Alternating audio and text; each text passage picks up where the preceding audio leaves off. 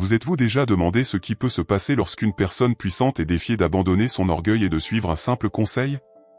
Naaman, un commandant respecté et influent, a fait face à cette situation exacte. Son histoire est un voyage de guérison et de transformation qui va bien au-delà de la lèpre qui l'affligeait. Préparez-vous à découvrir comment l'humilité et la foi peuvent changer des vies de manière que vous n'avez jamais imaginée. Accompagnez-nous alors que nous explorons les détails de cette histoire fascinante et découvrez comment de petits actes d'obéissance peuvent conduire à de grands miracles. Allons ensemble dans ce voyage de foi et d'humilité, en apprenant par l'exemple de Naaman que, parfois, la victoire est plus proche que nous ne le pensons. Ne manquez pas cette opportunité de découvrir une leçon précieuse qui peut transformer votre vie. Naaman était un commandant respecté et craint de l'armée de Syrie, connu pour son courage et sa compétence stratégique.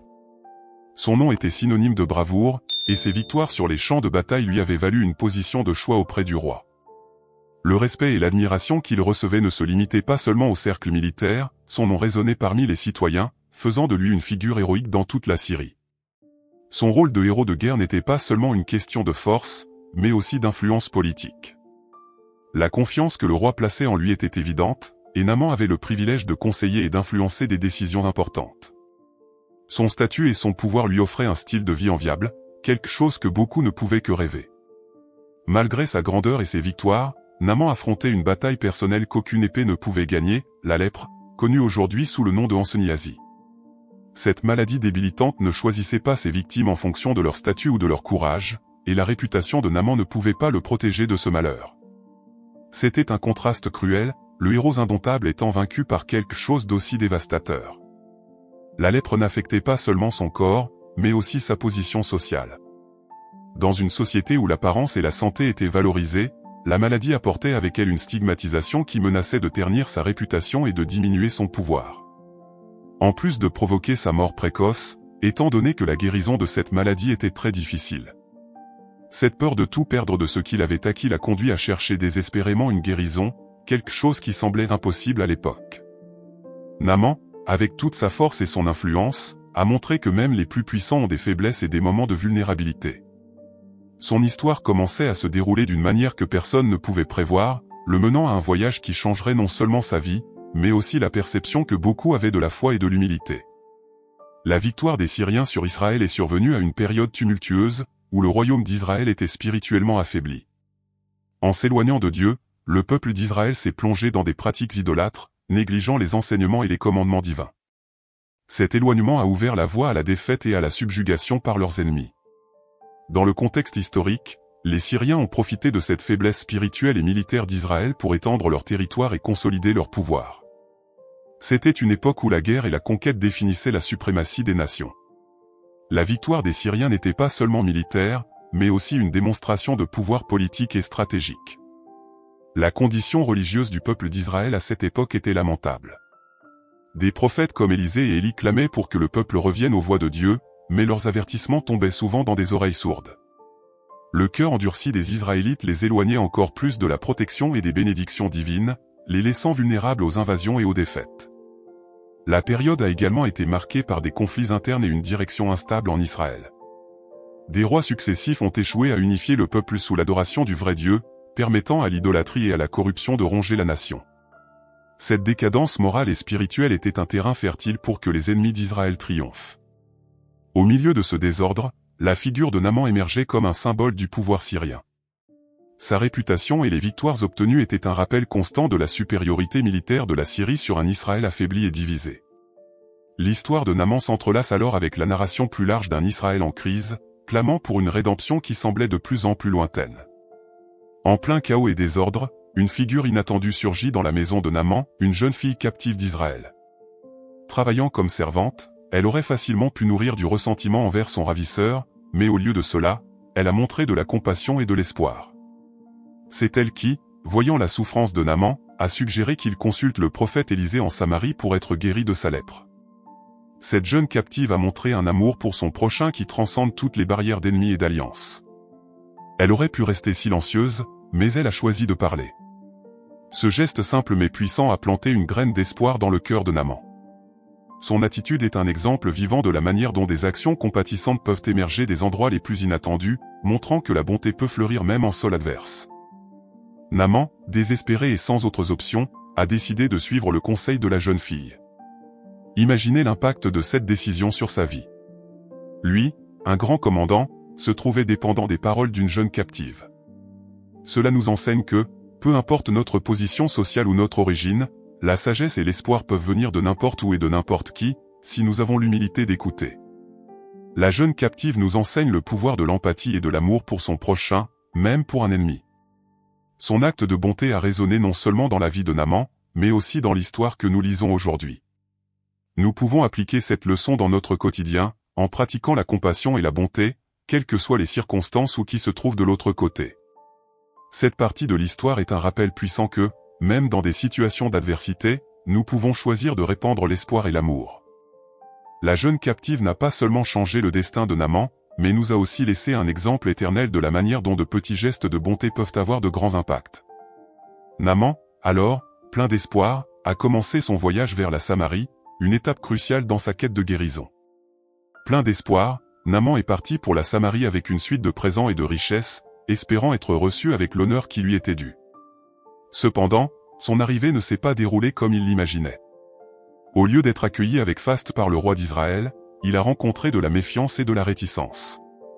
Le roi d'Israël, en recevant la lettre du roi de Syrie demandant la guérison de Naaman, a déchiré ses vêtements de désespoir et a exclamé « Suis-je Dieu, pour faire mourir et pour faire vivre, pour que cet homme m'envoie un homme pour que je le guérisse de sa lèpre ?» Notez-le, voyez qu'il cherche une querelle avec moi. Le roi craignait un piège, ne savait comment gérer la présence du commandant syrien et interprétait la demande comme une provocation. Cet accueil froid et inattendu a été un coup pour l'orgueil de Naaman. Il s'attendait à ce que sa position et son influence lui garantissent un traitement spécial, mais il a été confronté à une réalité bien différente. Souvent, nos attentes peuvent nous jouer des tours, nous rappelant que le statut et le pouvoir ne garantissent pas tout dans la vie. Lorsqu'il est finalement arrivé à la maison du prophète Élisée, il a été reçu non pas par ce dernier, mais par un messager avec des instructions simples, plongé cette fois dans le fleuve Jourdain. Naaman, habitué à être traité avec révérence, s'est senti insulté par cet accueil. Sa déception était palpable, il s'attendait à un grand rituel, pas à une instruction si simple et apparemment banale. Il a critiqué le fleuve Jourdain, disant « L'Abana et le Parpar, fleuve de Damas, ne valent-ils pas mieux que toutes les eaux d'Israël? Ne pourrais-je pas m'y laver et être purifié ?» Cette réaction montrait son orgueil et sa difficulté à accepter que quelque chose d'aussi simple puisse apporter la guérison. La réaction de Naaman est compréhensible. Imaginez quelqu'un de son envergure étant traité de manière aussi désinvolte. Il était prêt à rentrer chez lui, indigné et frustré. Cependant, ses serviteurs, avec une sagesse simple, l'ont convaincu de reconsidérer. Ils lui ont dit, « Si le prophète vous avait demandé de faire quelque chose de difficile, ne l'auriez-vous pas fait? Pourquoi ne pas aller vous laver, comme il l'a dit, et être guéri ?» Parfois, les solutions les plus simples sont les plus efficaces, et nous avons besoin d'humilité pour les reconnaître. Les serviteurs de Naaman lui ont rappelé qu'il avait voyagé si loin en quête de guérison et que cela valait la peine d'essayer n'importe quoi. Cette leçon d'humilité et d'écoute des conseils des autres, même de ceux que nous considérons comme inférieurs, est cruciale. Naaman a alors décidé de suivre les instructions, bien que contrarié, entamant un processus de guérison à la fois physique et spirituel. Cette histoire souligne l'importance de ne pas abandonner face aux obstacles. Naaman a failli perdre sa guérison en raison de son orgueil et de sa déception, mais l'insistance et la sagesse de ses serviteurs l'ont maintenu sur la bonne voie. Souvent, la victoire est plus proche que nous ne le pensons, et la persévérance peut nous mener à des résultats miraculeux. Il est essentiel de continuer à essayer, même lorsque les circonstances semblent décourageantes, car la bénédiction peut être à portée de main. Naaman, toujours réticent, a décidé de suivre le conseil de ses serviteurs et de plonger dans le fleuve Jourdain. Malgré sa résistance initiale, il s'est rendu au fleuve et, à chaque plongeon, l'attente augmentait. Lorsqu'il est sorti de la 7e plongée, sa peau était propre, sans aucun signe de la lèpre qui le tourmentait. Cette guérison miraculeuse a été une leçon puissante sur l'importance d'abandonner l'orgueil et d'écouter les conseils de sagesse, même des plus humbles. La transformation de Naaman a été plus profonde que simplement physique. Il est arrivé au fleuve Jourdain en tant qu'homme orgueilleux et sceptique, mais en est sorti comme quelqu'un qui reconnaissait le pouvoir de Dieu. Cette expérience nous enseigne que, souvent, nous devons nous défaire de notre orgueil pour vraiment recevoir les bénédictions que nous recherchons. Il est facile de s'accrocher à notre propre compréhension et résistance, mais la vraie sagesse réside dans la capacité de céder au bon moment.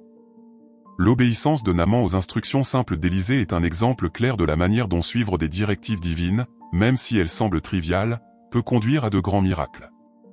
Combien de fois négligeons-nous des conseils simples parce qu'ils semblent trop banals pour nos situations complexes? L'histoire de Naaman nous rappelle que la simplicité porte souvent en elle la clé de solutions puissantes. Les serviteurs de Naaman, qui ont joué un rôle crucial en le convainquant de suivre le conseil d'Élisée, sont un rappel que nous devons valoriser toutes les voix autour de nous. Ils n'avaient pas un grand pouvoir ou une grande influence, mais leurs paroles de sagesse ont fait toute la différence. Dans notre vie quotidienne, nous devons être attentifs aux messages qui peuvent venir de n'importe quelle source, même des plus inattendus. La guérison de Naaman n'était pas seulement un événement isolé, mais le début d'une transformation spirituelle. Son humilité à accepter et suivre un simple conseil, et sa guérison subséquente, l'ont conduit à une nouvelle compréhension du pouvoir et de la grâce de Dieu. Ce miracle a été un tournant, non seulement pour sa santé, mais aussi pour sa foi, le menant à un parcours de reconnaissance et de gratitude. Naaman n'est pas seulement rentré guéri physiquement, mais aussi transformé spirituellement. Après sa guérison miraculeuse, il est retourné vers Élisée, non plus comme un homme orgueilleux, mais comme quelqu'un qui reconnaissait le pouvoir de Dieu. Il a confessé, « Voici, maintenant je sais qu'il n'y a point de Dieu sur toute la terre, sinon en Israël. » Cette reconnaissance a marqué le début de sa nouvelle foi, une étape cruciale dans son parcours spirituel. L'histoire de Naaman nous enseigne que la véritable bénédiction ne réside pas seulement dans la guérison physique, mais dans la transformation interne qui se produit lorsque nous reconnaissons la grandeur de Dieu. Naaman aurait pu se contenter de rentrer simplement avec sa santé restaurée, mais il est allé au-delà. Il a cherché une relation avec le Dieu qui l'avait guéri, démontrant que le plus important n'est pas seulement de recevoir des miracles, mais aussi de permettre à ces miracles de changer notre cœur et notre vie.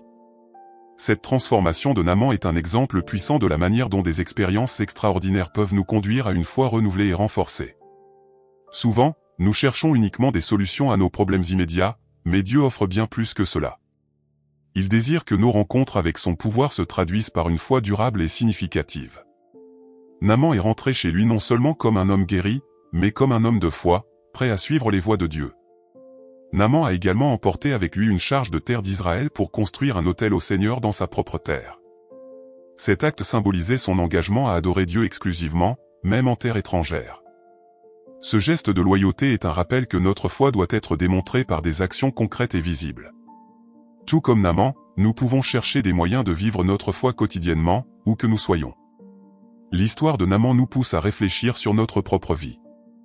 Cherchons-nous seulement des solutions à nos problèmes ou sommes-nous ouverts à la transformation spirituelle que Dieu souhaite réaliser en nous? La véritable guérison vient lorsque nous permettons à Dieu de transformer notre cœur, nous conduisant à une vie de foi et de dévotion. Que nous puissions apprendre de Naaman à valoriser non seulement les bénédictions, mais aussi la source de ces bénédictions, et à vivre selon cette nouvelle foi. Alors, que ferez-vous de toutes ces connaissances? Naaman nous montre que la véritable transformation commence lorsque nous mettons de côté notre orgueil et nous nous ouvrons à la sagesse et au pouvoir de Dieu. Êtes-vous prêt à faire de même?